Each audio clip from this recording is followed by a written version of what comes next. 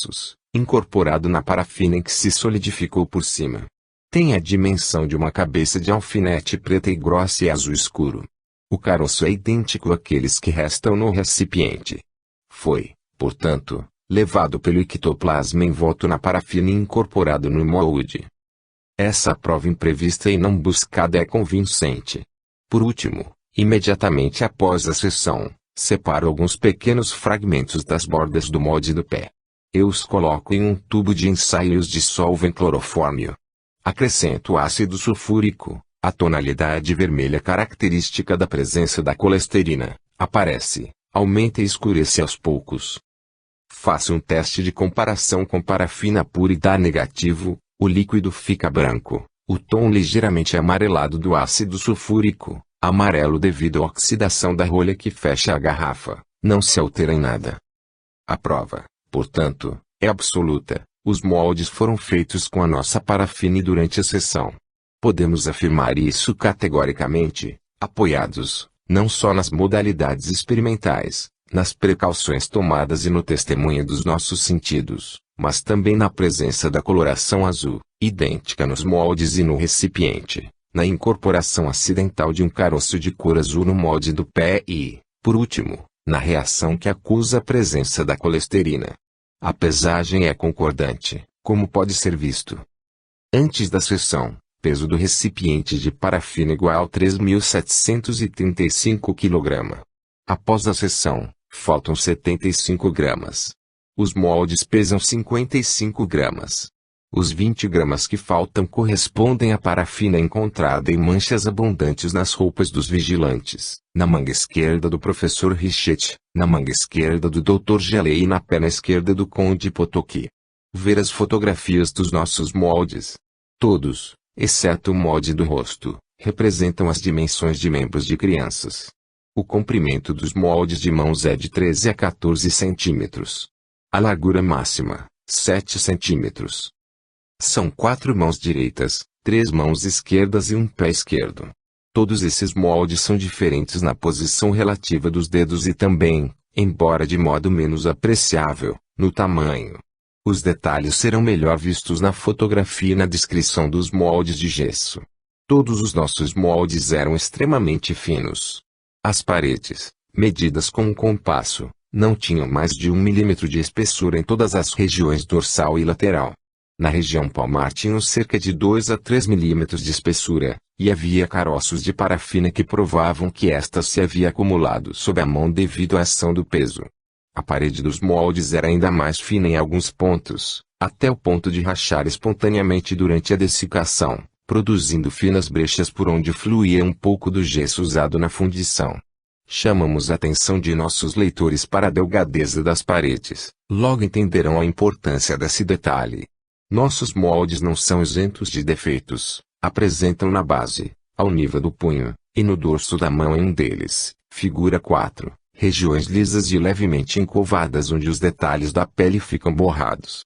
Esse defeito deve-se à invasão de água quente entre a mão operante e a camada de parafina na origem da luva.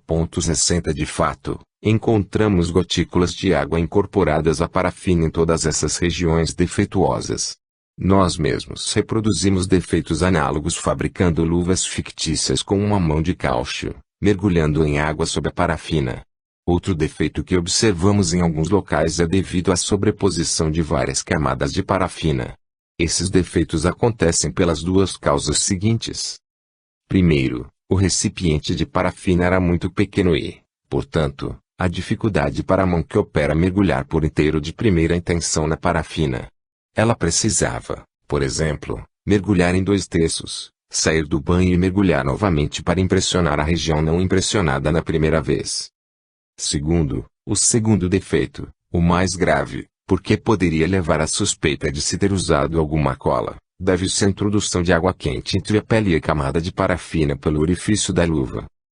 Isso vem do fato de que a camada de parafina que flutua na água não é profundo o suficiente. Este duplo erro técnico deve ser evitado no futuro, e principalmente por isso apontamos em particular. É importante, em experiências desse tipo, usar um recipiente grande e uma grande quantidade de parafina, 10 a 15 kg. Conservamos apenas um de nossos moldes de parafina, N. Indicador ordinal masculino. 51, para fins documentais. Os outros foram preenchidos com gesso e depois imersos em água quente para desembaraçar da parafina o novo molde obtido e poder observar com atenção os detalhes. Publicamos a seguir as fotografias dos nossos moldes em gesso, faces dorsal e palmar. Estas fotografias são em tamanho natural e dispensaremos de fazer descrições de formas, dimensões e outras generalidades. Iremos apontar, como detalhes importantes, os seguintes: o molde figura 63, a posição dos últimos 3 dedos, retraídos, com o indicador reto, merece nossa atenção e depois veremos o porquê. O molde figura 58, apresenta na face dorsal uma série de dobras longitudinais.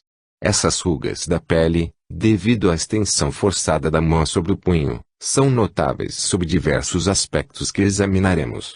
Na face palmar, notar-se-á a limpeza das linhas das mãos. O molde figura 64, na face dorsal permite ver todos os sulcos da pele. O mesmo acontece com o molde figura 54. Infelizmente, os detalhes são menos precisos nas fotografias do que nos moldes. Eles são suficientes para se ter a certeza de que estes últimos constituem uma representação perfeita da mão humana. Temos levado nossas investigações mais a fundo. Primeiro, verificamos que esses sulcos e linhas nada têm em comum com os das mãos do médium. Na mão direita do médium, a linha que os quiromantes chamam da vida e a chamada linha da cabeça tem uma característica muito marcante. As duas linhas estão claramente separadas em sua base por um espaço de 2 a 3 milímetros. Nos moldes, as duas linhas se confundem em sua base. As unhas não são semelhantes às do médium e o comprimento relativo dos dedos é diferente. Feita esta verificação, achamos interessante submeter alguns dos nossos moldes ao ilustre chefe do Serviço Judicial de Identidade da Prefeitura de Polícia, Sr. Bali, ao mesmo tempo que as impressões das mãos do médium e das minhas. Esse exame antropométrico, aliás, não tinha como objeto essencial uma verificação, que era supérflua pelo fato de os moldes serem de membros de crianças e não haver crianças entre nós.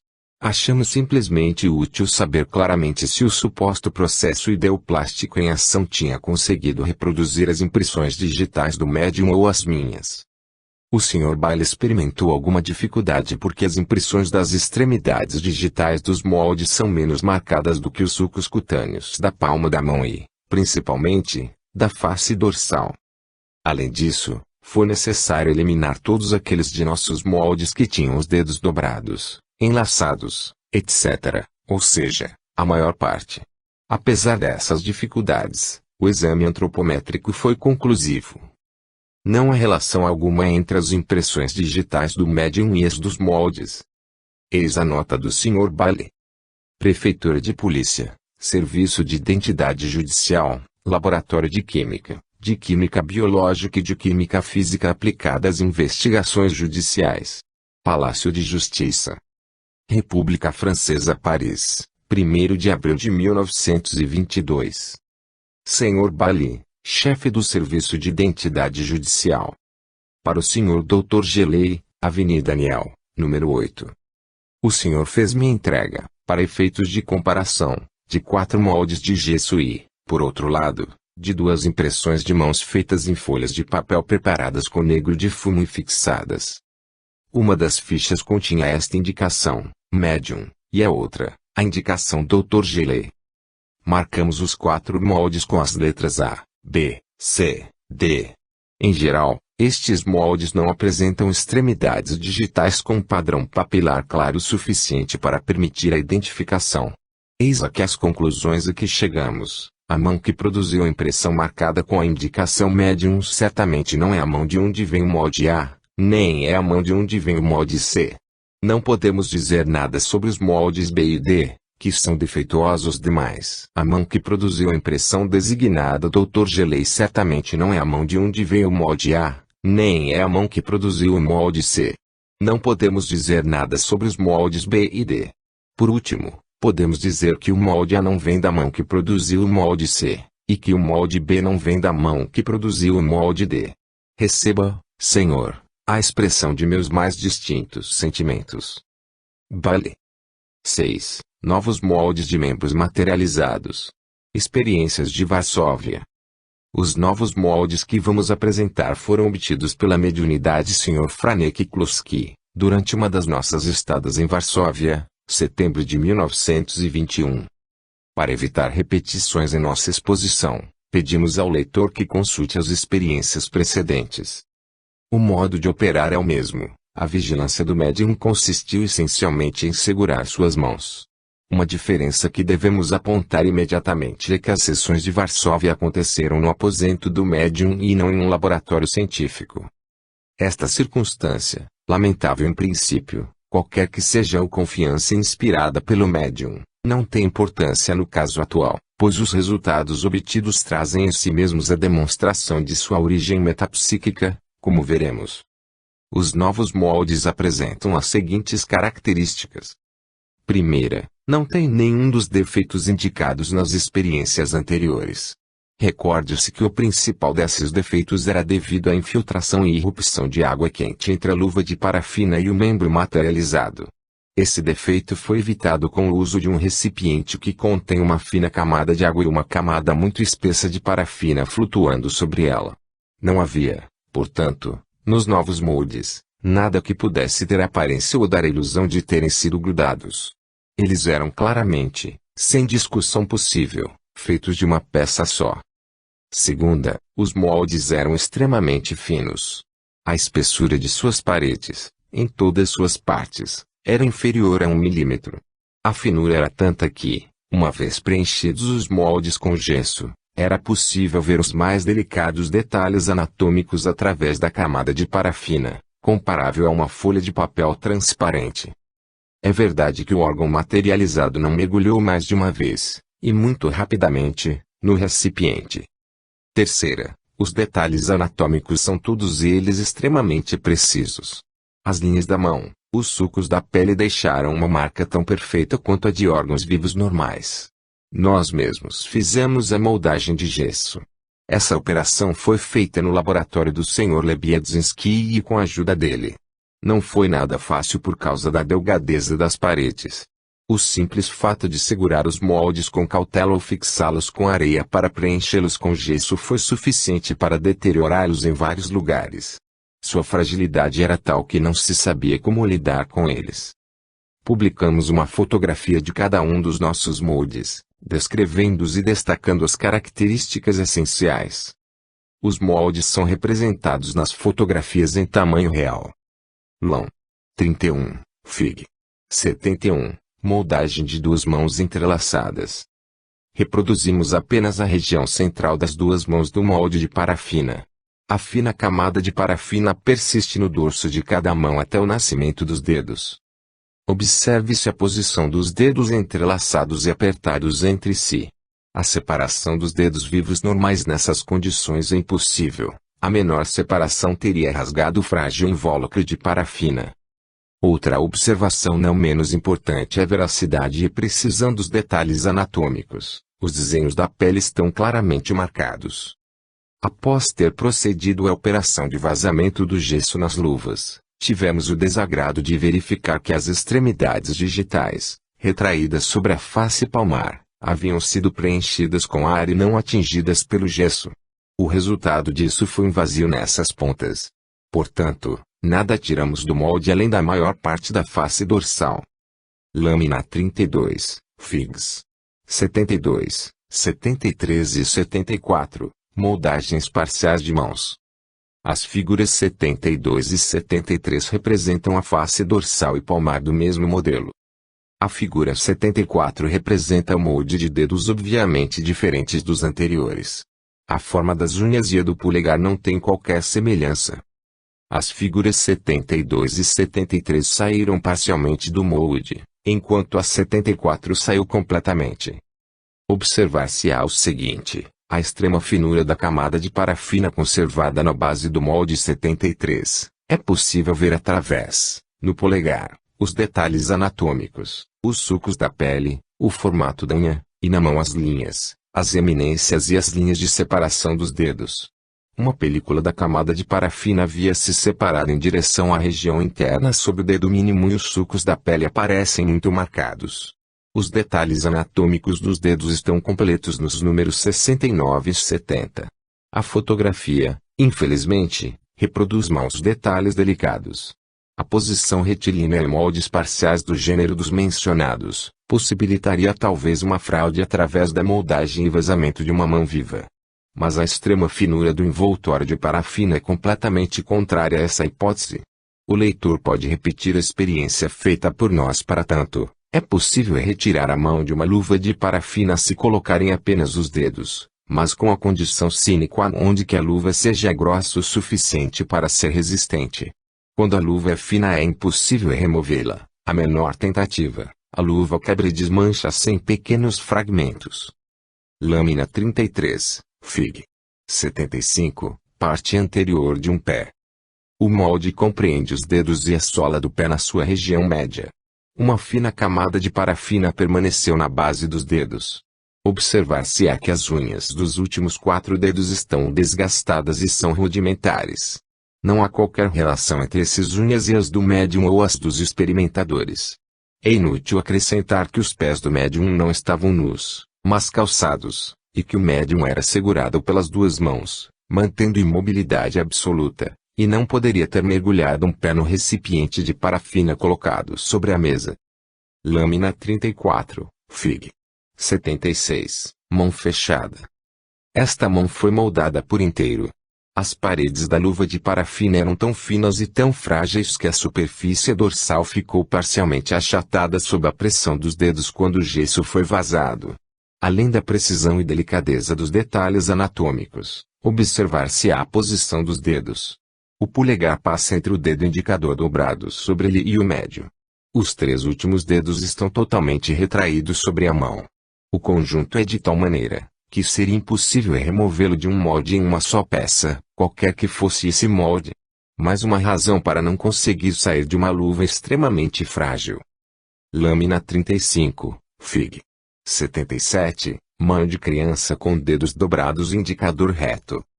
O que dissemos sobre a figura 77, a respeito da impossibilidade de se remover um molde de uma mão normal viva, aplica-se à fortiori à figura 77. Observe-se a finura dessa mão e exatidão dos detalhes anatômicos. A mão não era de tamanho natural, aproximava-se em dimensão a de uma criança de 10 a 12 anos de idade. Compare-se esta figura com a figura 50 da primeira série. O formato é quase igual, mas esta última mencionada aproximava-se em dimensão à mão de uma criança de 7 a 8 anos. Por outro lado, em ambos os casos trata-se visivelmente de mãos de adultos reduzidas. Lâmina 36, Fig. 78, mão de criança com o polegar curvado para dentro. Esta figura é do mesmo tamanho que a anterior e provavelmente representa a mão esquerda da mesma entidade. Os 2 moldes foram obtidos na mesma seção. A posição curvada do polegar no interior da mão tornava impossível remover da luva um órgão normal como este. As linhas da mão são muito bem definidas. Uma fina camada de parafina permaneceu no punho. Lâmina 37, Fig. 79, molde esmagado. Esta figura representa um molde esmagado. Eis aqui em que condições ele foi obtido. Durante a sessão, a mesma em que obtivemos os números 7 e 8, este molde foi colocado no dorso da minha mão esquerda, que segurava a mão direita da médium. Estava muito quente e ainda mole, não me mexi e, após a sessão, observei que o molde estava um pouco achatado. É evidente que este molde foi intencionalmente colocado na minha mão antes da solidificação. Nisto há nova prova, se houvesse necessidade dela, de que os moldes foram realmente feitos durante as sessões. Sob este aspecto, oferece um verdadeiro interesse. Como resultado do esmagamento, os detalhes anatômicos são, evidentemente, menos perfeitos do que os anteriores. No entanto, eles são visíveis. A linha intermédia que corta a mão e a base do polegar é o resultado de um acidente acontecido com o gesso. 7. Nova série de moldes. Uma série final de moldes foi obtida durante minha estada em Varsóvia em abril e maio de 1922 pela mediunidade do Sr. Franek Kluske. As sessões foram verificadas na sala de sua casa, com as habituais precauções, inspeção da sala e do médium, a porta trancada por dentro, sujeição das mãos do médium. Meus principais colaboradores foram o coronel Kolowicz, o Sr. Stepan Soyecki, o Sr. Stanislas Djelski, a Sra. I, a Sra. Ludomira Jerzliak. Eu próprio sempre segurei uma das mãos do médium e tenho certeza da minha vigilância. Obtive 8 moldes.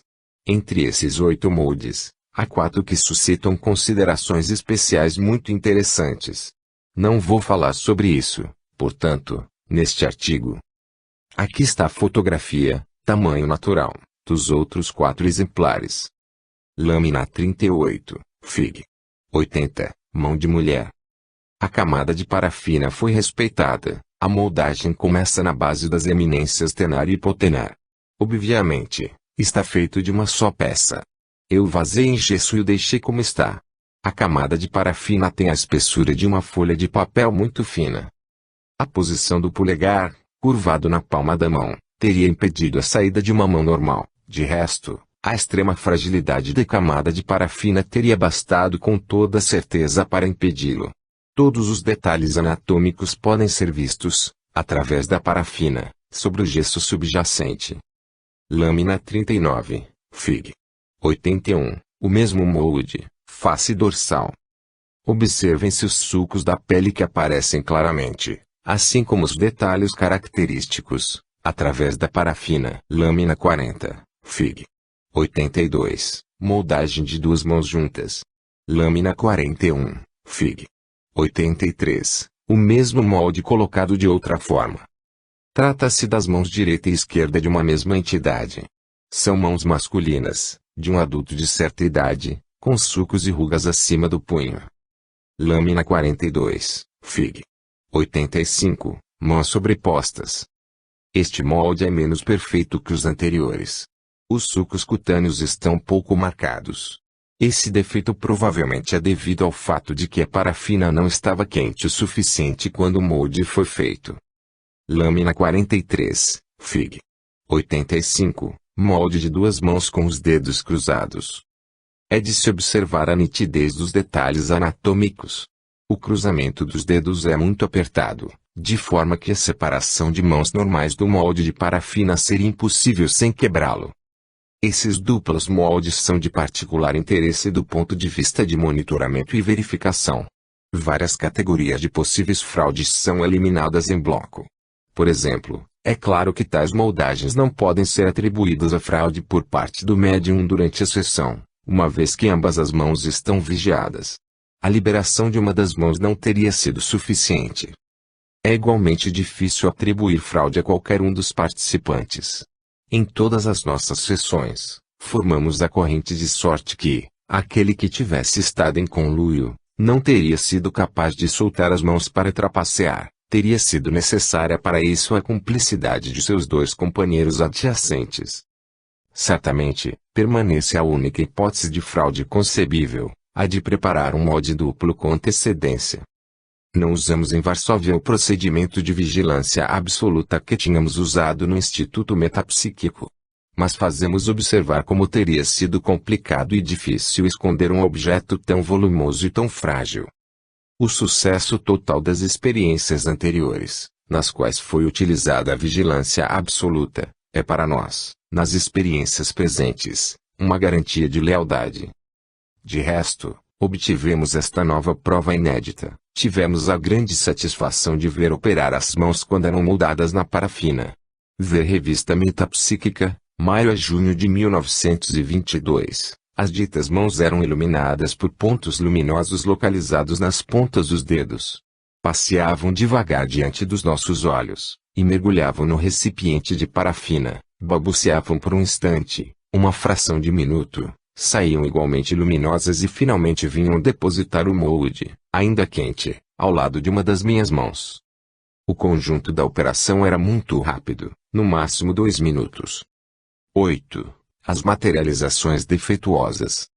No período pré-científico da ectoplasmia circulavam apenas 2 opiniões sobre o fenômeno, a dos espíritas e a dos anti-espíritas. Ambas as visões eram simplistas, igualmente inconsistentes e ingênuas. Segundo a primeira, as materializações eram pura e simplesmente materializações de espíritos. Os espíritos retiram do médium uma porção de substância orgânica, para se manifestarem por alguns momentos, em carne e osso, como quando estavam vivos. Segundo a outra opinião, as manifestações foram pura e simplesmente o resultado de uma fraude dos médiums ou uma alucinação dos experimentadores. Por longos anos, este dilema, materialização de espíritos ou ilusionismo, prevaleceu e dominou em quase todos os lugares. Foi uma causa permanente e deplorável de confusão, mal-entendidos e erros, e atrasou e comprometeu por algum tempo o desenvolvimento da metapsíquica objetiva. Quando Crookes deu a conhecer suas observações, hoje clássicas, causou quase tanto escândalo entre os espíritas, ao deixar de proclamar decisivamente que Katia King era um espírito, quanto entre os adversários deles, ao ousar afirmar a autenticidade de fenômenos tão formidáveis. O duplo escândalo repetiu-se após as experiências com Linda Gazera, Stanislau Atomkis e Eusapia Palladino. Certas materializações produzidas por esses médiums às vezes assumiam, de fato, aparências desconcertantes, como faces planas, contornos e formas anatomicamente muito defeituosas. Os próprios experimentadores e Moda, Oshorowicz e os numerosos observadores de Eusapia Palladino, tendo adquirido por sua observação e vigilância a certeza objetiva da autenticidade dos fatos, não conseguiam explicar as modalidades inesperadas. Depois sobrevieram os trabalhos do professor Richet, da Sra. Bisson e do Dr. Jenknut Singh com Eva C., e o escândalo, a que me referi anteriormente, atingiu seu pleno desenvolvimento. Os detratores mais ardentes de Eva C. foram certos espíritas ou psiquistas que não entendiam nada diante da aparência primordial do fenômeno. Seu raciocínio, confessado ou não, era sempre o mesmo: não podem ser materializações de espíritos, portanto, é fraude. Na realidade, a mentalidade desses psiquistas, que podemos qualificar de primitiva, não poderia conceber a existência da substância amorfa ou em vias de organização. Obviamente, era mais fácil proclamar a fraude do que tentar entender. Por outro lado, como a concepção da ideoplastia ainda não estava vulgarizada, a hipótese da fraude parecia comprovada quando foi percebido que certas formas fotografadas por Imoda, por Jenknut Singh e pela Sra. Bisson, apresentavam traços de semelhança a personalidades conhecidas ou com personagens que aparecem em quadros ou desenhos. Essa época já parece muito afastada de nós. A metapsíquica fez tábula rasa das velhas ideias recebidas ou preconcebidas. Observando os fatos ou deduzindo suas primeiras leis, sem permitir que a explicação transcendental ou mística intervenha, chegou a duas noções concretas, a de ectoplasmia e de ideoplastia. A essas noções devemos ater-nos atualmente. Quando tivermos tirado o máximo partido possível dessas grandes e amplas hipóteses de estudos, poderemos, e somente então, tentar ir mais alto e mais longe em nome dos fatos. Sob nenhum pretexto devemos correr o risco de cair no erro que apontei antes, erro que é difícil evitar quando não se está familiarizado com nossos estudos. Quantas vezes já tive de refutar argumentos como o seguinte: o que significam estes fenômenos de movimento de objetos, de contatos ou de materializações esboçadas? Nada acontece de transcendental. São manifestações pueris. O que é pueril é esse raciocínio. O que importa não é o ato metapsíquico realizado, mas a realidade, em si mesma, desse ato. O que há para ser considerado na telecinese e na ectoplasmia é o prodigioso problema biológico e filosófico que expõe, e não as modalidades, quaisquer que sejam, de sua manifestação. A mudança de lugar de um objeto não tem qualquer importância em si mesma, mas o fato de ser feita sem contato com os órgãos normais do médium, é pelo contrário, de uma importância sem igual. O mesmo pode ser dito dos outros fenômenos metapsíquicos. Seu interesse prático é insignificante, ao menos no estado atual da ciência. Seu interesse teórico é prodigioso. Não devo terminar meu estudo das moldagens dos membros materializados sem apresentar, diante de documentos tão perfeitos quanto os precedentes, modelos de materializações defeituosas. Dir-se-á acaso, que interesse podem oferecer as formações ectoplasmáticas mal conseguidas? Esse interesse é duplo. Primeiro, Tais formações são altamente instrutivas, fornecem-nos informações precisas sobre a gênese e a organização das materializações mais perfeitas e complexas e nos permitem perceber o processo das primeiras. Segundo, ao contrário do que acredita a opinião vulgar, as materializações defeituosas, estudadas com método são, em muitos casos, inteiramente opostas à hipótese de fraude. Estes dois pontos são os que irei considerar. Primeiro, as materializações defeituosas são altamente instrutivas. Elas têm sido a base da teoria ectoplasmática. Elas deram a conhecer todos os graus, todas as fases do maravilhoso processo, a exteriorização da substância, seja no estado de vapor, seja no estado líquido ou sólido, os ectoplasmas amorfos, os pseudópodes metapsíquicos, formações que permitem atuar à distância como membros suplementares e temporários, as alavancas psíquicas de Crawford, as materializações esboçadas, achatadas, fragmentárias ou lacunares, as variações no volume, o peso ou a forma, variações que ocorrem em poucos instantes às vistas dos experimentadores, os rudimentos que às vezes persistem nas formas acabadas como testemunhas da organização primitiva.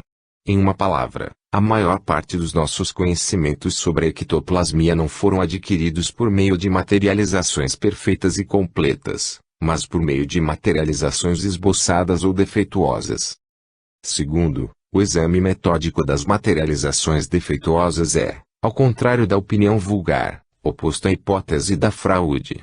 De fato, ao considerar a hipótese da fraude como a única explicação para fenômenos mediúnicos, é importante se ter em conta a psicologia e a mentalidade do médium que prepara e executa essa fraude. Os médiums, durante o período pré-científico da ectoplasmia, não podiam deixar de compartilhar a opinião geral acima exposta, porque, repito, na época não havia outra. Na hipótese de sinceridade da parte dos médiums, eles necessariamente precisavam acreditar na materialização dos espíritos. Na hipótese de uma impostura, eles precisavam logicamente se esforçar para reproduzir, na medida do possível, formas de espíritos materializados e não outra coisa. Sob tais condições, nenhum médium poderia ter concebido, por si mesmo, a ectoplasmia propriamente dita. A ideia de simular a exteriorização de uma substância amorfa jamais os teria assaltado. Eles nunca teriam produzido aquelas surpreendentes manifestações polimórficas de substância semelhante ao epíplo, de franjas no meio das quais um dedo balançou um rosto ou mão é bosquejado. Tudo isso, para um médium que quisesse enganar, tendo em sua intenção simular uma manifestação de um espírito, tinha que parecer absurdo. Não podia, repito, nem mesmo ter a menor ideia daquilo. Seja bem entendido, não pretendo dizer que um médium de má fé não poderia ter tentado simular as aparições com artifícios como gases sobre um suporte qualquer, máscaras ou desenhos. Quero dizer simplesmente que certas materializações defeituosas não poderiam ser imaginadas por eles, e que certas imperfeições ou anomalias das formas materializadas provam não a trapaça, mas a boa fé. Claro, esse raciocínio aplica-se apenas à fase pré-científica da ectoplasmia. Desde que a noção de ectoplasma tem sido vulgarizada, os sujeitos mediúnicos ou aqueles pretensos como tais puderam naturalmente ter a ideia de simular o fenômeno elementar. Porém, mais uma vez, essa ideia não poderia ser, para nenhum médium, uma ideia espontânea diante das descrições feitas pelos homens de ciência. Para dar a entender bem o meu pensamento sobre as materializações defeituosas, citarei alguns exemplos escolhidos dentre os meus documentos pessoais, deixando para o leitor consultar as publicações de Moda, Oshorovix, Sr. Absun, Dr. Dijen Knut Singh. Irei recordar, em primeiro lugar, que com a médium Eva a maioria das produções ectoplasmáticas são claramente defeituosas. Além disso, a originalidade, abundância e variedade dos ectoplasmas amorfos obtidos com este médium são características. Tudo isso era inesperado. Para um médium totalmente ignorante da questão científica, como Eva é, e impregnado de ensinamentos espíritas, as manifestações ectoplásmicas eram inconcebíveis. Pode-se objetar que, na época em que foram observados, 1918, os livros da Sra. Absun e Jenknut Singh já haviam aparecido e, consequentemente, Eva estava a par da questão. Isso é perfeitamente certo, mas desde o início de sua mediunidade, os mesmos fenômenos, idênticos, foram descritos e fotografados pelos citados experimentadores. A descoberta da substância amorfa primordial foi uma imensa surpresa para eles. O que eles buscavam obter eram materializações completas como aquelas de Croocas. O aparecimento do ectoplasma, amorfo ou polimórfico, foi uma revelação para eles.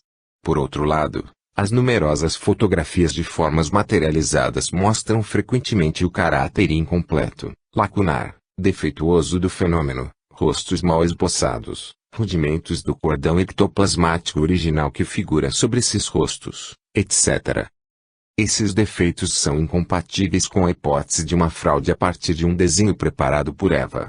De fato, admitindo essa hipótese, eles têm o caráter de um absurdo evidente. Como o médium, totalmente ignorante das ciências naturais, poderia ter a intenção de fingir, por exemplo, um rudimento.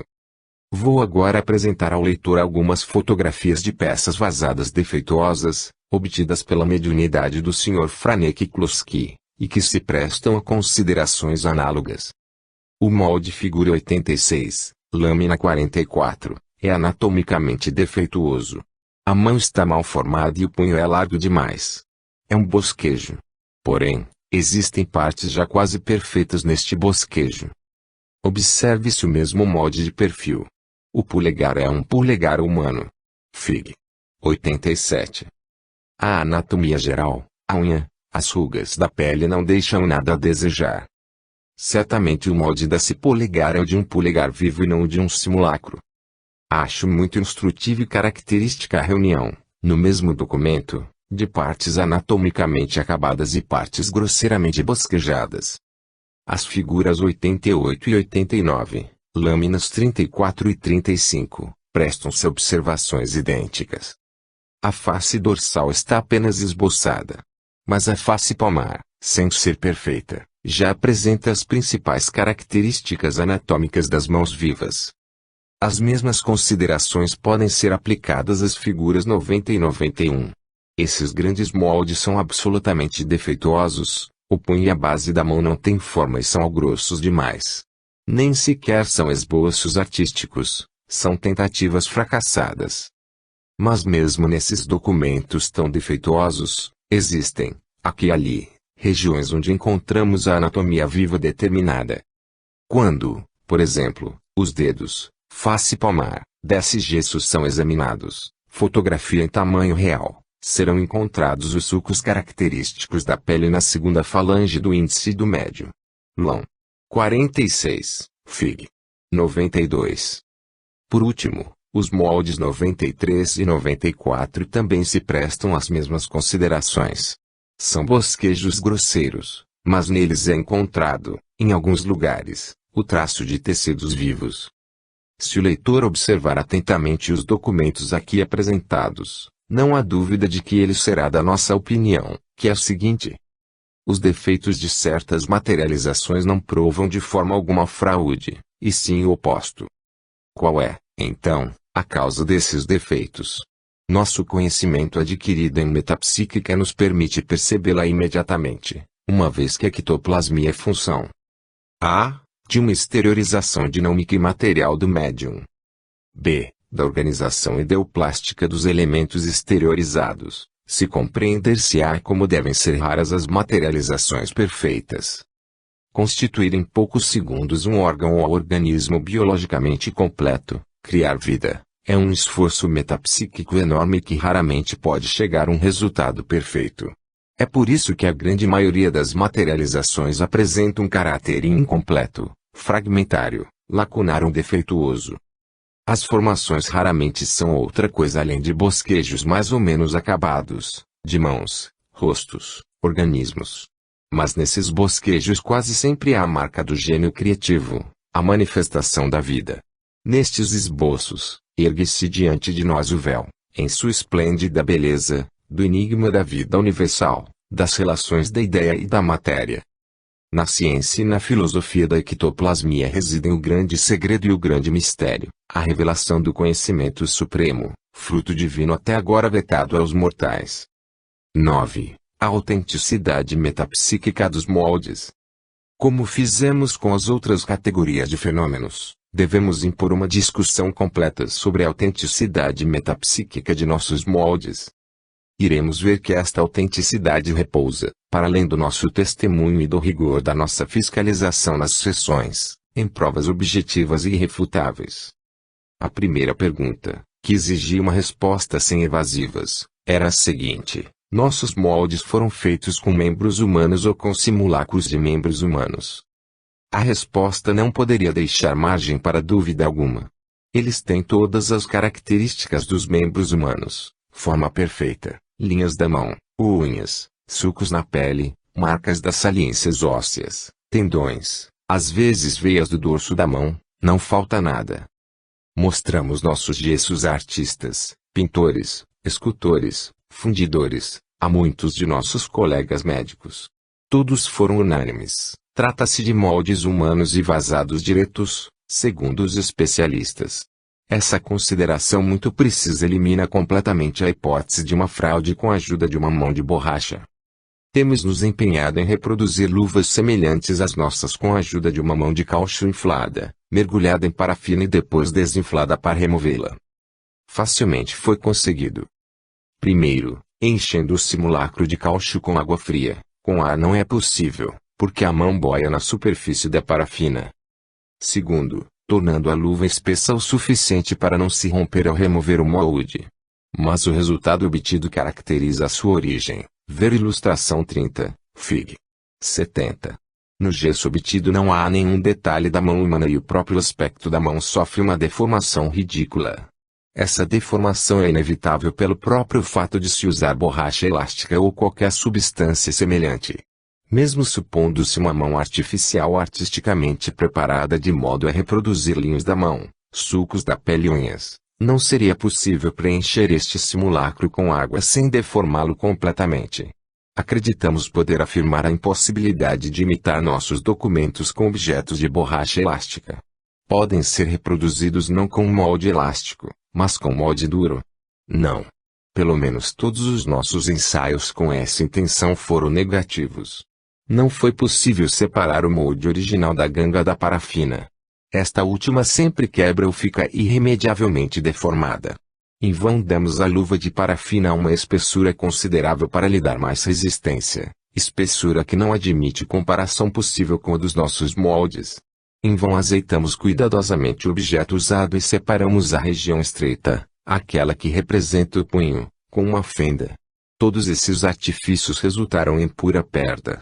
Mesmo admitindo que outros sejam mais habilidosos ou mais felizes do que nós, nem por isso estaríamos menos autorizados a afirmar que não é possível, usando um molde duro, fazer luvas de parafina semelhantes às nossas em forma e finura. São, então, inimitáveis as luvas obtidas por imersão na parafina de membros materializados e consequente retirada desses membros. Como sabemos, a esta conclusão chegaram os primeiros experimentadores, Veraxakov e Delany. Para eles, os moldes de parafina traziam em si mesmos a demonstração de sua origem metapsíquica. Temos chegado a aprofundar mais de perto nessa questão. Fizemos experiências múltiplas tendo ouvido a opinião de competentes artistas da moldagem, que tiveram a gentileza de estudar conosco qual seria o modo de imitar nossos documentos. Com base em nossas averiguações, existem dois procedimentos de fraude. A primeira consiste em usar o molde oco de uma mão humana. Uma substância solúvel e fusível, por exemplo açúcar dissolvido, é vertida neste molde vazio. Após a solidificação, o membro solúvel é rapidamente empapado em parafina e, em seguida, o todo é colocado em uma tigela com água fria. O molde vai se dissolvendo aos poucos e a luva fica. O segundo procedimento é ainda mais simples, consiste em usar uma mão viva. Após impregná-la completamente em parafina quente pelo procedimento costumeiro, espera-se a solidificação completa, que demora bastante, 15 a 20 minutos ao ar livre e 6 a 8 minutos em água fria. Em seguida, com uma navalha ou canivete, uma das bordas da luva é cortada da raiz dos dedos até o pulso. Por meio de pequenos movimentos laterais a mão é destacada, aos poucos, da luva de parafina. Então, Graças à sua elasticidade e à folga deixada pelo corte feito, a mão pode ser retirada. Basta juntar imediatamente as bordas do corte e umedecê-lo rapidamente em parafina líquida, para fazer desaparecer a incisão e obter uma luva inteiriça. A junta é pouco visível se a operação for bem feita. Mas para realizar a operação acima mencionada, ao menos para conseguir em uma só vez, uma condição é indispensável. É preciso dar à luva de parafina uma espessura pelo menos 3 ou 4 vezes maior que a das nossas. Com esse procedimento não conseguimos obter luvas tão finas quanto as nossas, pois elas sempre se rompiam durante as tentativas de retirar a mão. Vamos ignorar essa dificuldade, que não é uma impossibilidade, e supor que Franeker tenha usado esse procedimento. Ele não poderia ter feito isso, em nenhum caso, a não ser em sua casa, pois alguns dos nossos moldes correspondem em dimensão às mãos de uma criança entre 5 e 7 anos, e nenhuma criança compareceu às sessões. As luvas obtidas de forma fraudulenta teriam sido, portanto, produzidas fora das sessões e subrepticiamente fornecidas pelo médium. É inútil alegar que um molde duro da mão de uma criança poderia ter sido usado durante a sessão. Já explicamos que não é possível extrair um corpo duro, em forma de mão, de uma ganga de parafina intimamente aderida de 1 milímetro de espessura. Para aqueles de nossos leitores que conservaram algumas dúvidas, vamos estudar cuidadosamente as condições de tal fraude, decompondo-as assim. Primeiro, o médium habilmente libera uma de suas mãos. Segundo, retira o molde duro do bolso, ou os 2 moldes duros representando mãos de criança. Terceiro, mergulha o simulacro na parafina. Quarto, corta uma das bordas da luva obtida, desde a raiz dos dedos até o punho. Quinto, destaca a luva com habilidade, retira-a do molde sem parti-la ou deformá-la. Sexto, junta as pontas do corte e empapa a luva na parafina. Sétimo, ele coloca a luva, ou luvas, sobre a mesa, guarda o molde de volta no bolso e coloca a mão livre sob a mão do vigilante. E isso não é tudo. Essas múltiplas e complicadas operações devem ser feitas em menos de 2 minutos, sem o auxílio da visão e com apenas uma das mãos. Pois bem, nós não conseguimos fazer isso nas nossas tentativas à luz do dia, com as 2 mãos e dispondo de todo o conforto e tempo. Por outro lado, vários de nossos moldes em gesso denotam a impossibilidade de uma trapaça por meio de um molde rígido. O dobramento dos 3 dedos, por exemplo, com o indicador apontando reto, prova que a luva de parafina não foi obtida com auxílio de um molde rígido, sendo a retirada do molde, neste caso, impossível com qualquer subterfúgio utilizado. O médium usou então, durante as sessões, o procedimento do molde de substância solúvel e fusível. Isso não é admissível. Não tínhamos, repetiremos, o recipiente de água fria que teria sido essencial para poder dissolver o simulacro, e o tempo necessário para tal operação é extremamente longo. Portanto, será permitido declararmos formalmente a seguinte conclusão. A única fraude possível e concebível, se fomos vítimas de uma enganação feita pelo médium, é a seguinte: Franeker teria preparado as luvas de parafina com antecedência, levando-as consigo para as sessões e colocando-as subrepticiamente na mesa através de uma escamoteação não percebida pelos nossos vigilantes. A investigação nessas condições era concreta. Consistia em adquirir e afirmar a certeza de que os moldes foram feitos durante nossas sessões e com nossa parafina.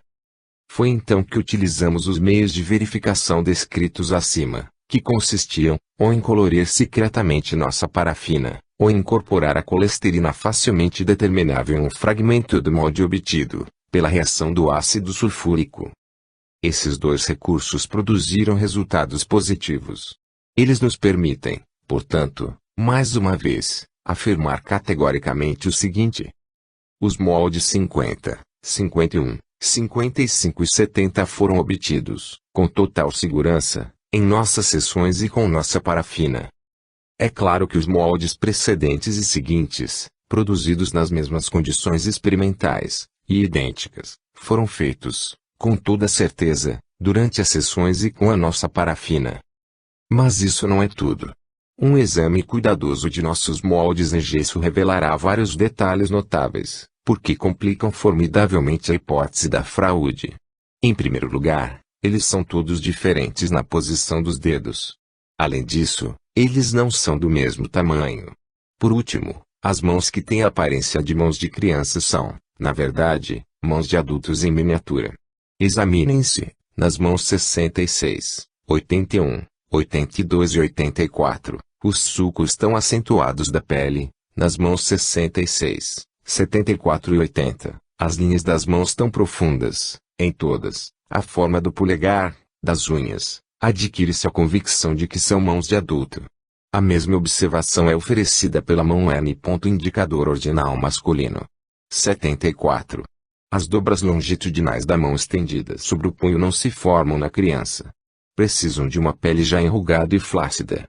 A semiflexão dos dedos torna esse detalhe ainda mais perceptível. As dobras da pele próximas à raiz dos dedos, em flexão, indicam que se trata de uma mão de adulto de certa idade. As rugas das mãos são tão reveladoras da idade quanto seriam as rugas do rosto. Todos os médicos a quem mostramos nossos moldes são unânimes nessa opinião. Queríamos saber a opinião do Dr. Paul Richer, professor da Escola Nacional de Belas Artes, membro da Academia de Medicina e do Instituto da França. Sua opinião, tão autorizada, é a mesma. Para ele, embora não se possa ter a prova absoluta, essas mãos possuem os caracteres das mãos de adulto. Eis a carta que o professor Paul Richer teve a bondade de nos dirigir. Meu caro colega, com muito prazer confirmo a opinião que lhe dei verbalmente com autorização para reproduzi-la. A saber, que os moldes de mãos que você me mostrou têm todas as aparências de moldes de mãos de adultos, reduzidos em 1/4 da dimensão média, e não são, de maneira alguma, moldes de mão de criança. Mas as aparências podem enganar porque conheço exemplos de crianças que têm em todo o seu corpo pele de adulto e até de idoso. Só a radiografia permitiria afirmar, sem dúvida de qualquer gênero, quando se trata de mãos de adulto reduzidas em tamanho e não de mãos de criança. Paul Richer. Acerca do exposto, devemos fazer observar que as materializações de formas orgânicas de adultos em tamanho reduzido não são raras. Franek contava-nos que tais reduções eram frequentes em suas sessões quando ele estava cansado ou com saúde debilitada, porém, as formas materializadas sempre tinham as dimensões normais quando ele estava bem. Os rostos aparecidos e fotografados em nosso laboratório durante as experiências com Eva, eram mais frequentemente reduzidos a 2/3, ao mesmo tempo que tinham as características dos rostos de adultos. Agora é fácil formarmos uma ideia da complicação que uma fraude teria apresentado com os moldes que obtivemos. As operações que isso exigiria são as seguintes. Primeiro, o médium modela ou faz modelar artisticamente uma mão de adulto em diferentes posições. Segundo, às vezes ele encomenda estas mãos de adulto em um tamanho reduzido para que tenham as dimensões de mãos de crianças. Essa redução é possibilitada pelos procedimentos mecânicos da estatuária moderna, mas isso é trabalho de artista. Por outro lado, poderíamos perguntar de onde vem a ideia ridícula de não usar a mão de uma criança e reduzir o tamanho da mão de um adulto. Terceiro, com estes primeiros moldes, fabrica moldes ocos, também feitos de forma muito artística para não ser percebido onde foram colados. Quarto, nos moldes ocos derrama uma substância fusível e solúvel, porque, depois do anterior, muito provavelmente não há outro procedimento possível. Quinto, mergulha os moldes solúveis em parafina quente e a seguir dissolve-os em água fria para obter as luvas residuais. Sexto, estas luvas são extremamente frágeis devido à sua finura e, portanto, o suposto trapaceiro não pode pensar em carregá-las no bolso. Ele coloca, então, em uma caixa acolchoada o molde ou os 2 moldes que ele precisa expor em cada sessão. É altamente provável que, em caso de fraude, o médium se visse irresistivelmente obrigado a fabricar moldes grossos, que são ao mesmo tempo mais manejáveis, mais fáceis de obter e menos frágeis. Sétimo, esconde a dita caixa no bolso sem que ninguém perceba que ela está ali, outro problema muito difícil de resolver.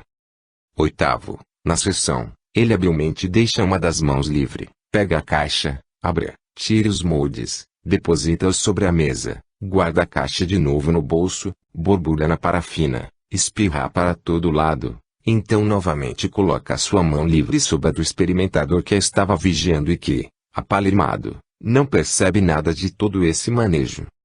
Bem, suponhamos conseguida essa enorme farsa, tão complicada quanto inverossímil.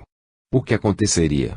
A habilidade prodigiosa, a malícia inédita do trapaceiro não teriam servido para nada, teria sido descoberto pelo procedimento inesperado dos corantes ou da substância química secretamente dissolvida na parafina.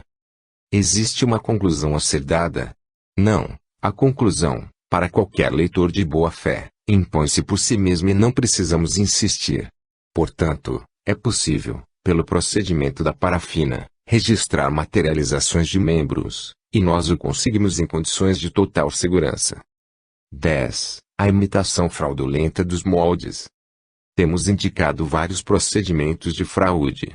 Eis a descrição de um procedimento inédito que foi estudado e preparado por um artista da moldagem muito conhecido, o Sr. Pierre Lorenzi. O Sr. Pierre Lorenzi teve a bondade de nos ofertar uma descrição do processo, que vamos resumir. Para se obter um molde de mão uma só peça, o procedimento é o seguinte: coloca-se no braço do sujeito cuja mão se deseja reproduzir por vazamento, uma ligadura suficientemente forte para interromper a circulação venosa respeitando a circulação arterial, como na sangria. Após um quarto de hora, a mão está inchada por causa do sangue e, portanto, seu volume é maior. Se junta-se com uma substância gordurosa muito lubrificante, óleo, estearina e azeite de vaselina em partes iguais. A mão, assim preparada, é introduzida na massa de gesso.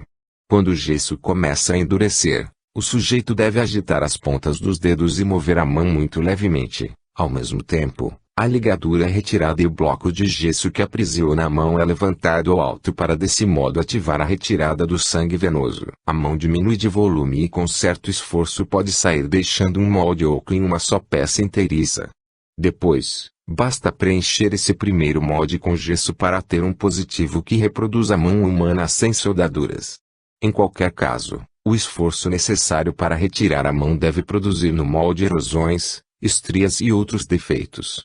Além disso, este procedimento só é possível com a mão do sujeito totalmente estendida e os dedos juntos.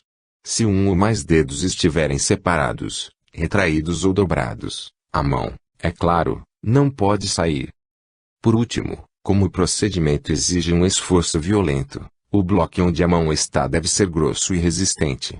O Sr. Lorenzi calculou que, se fosse usada parafina em vez de gesso, seria necessário um bloco de 1 kg com paredes de pelo menos 4 centímetros de espessura.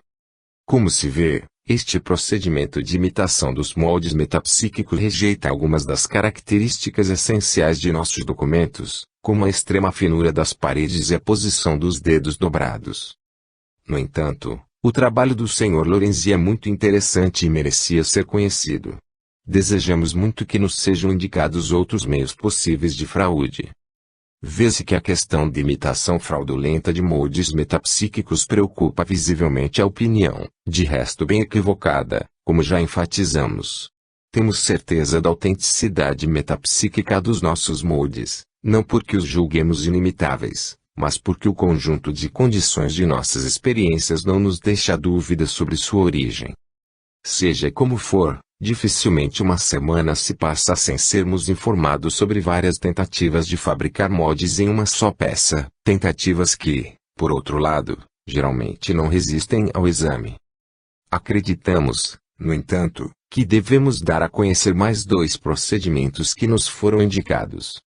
O primeiro deles é apenas um aperfeiçoamento daquele que descrevemos e que se baseia na utilização de substâncias fusíveis e solúveis. Essas substâncias poderiam ser substituídas com vantagem por gelo superesfriado.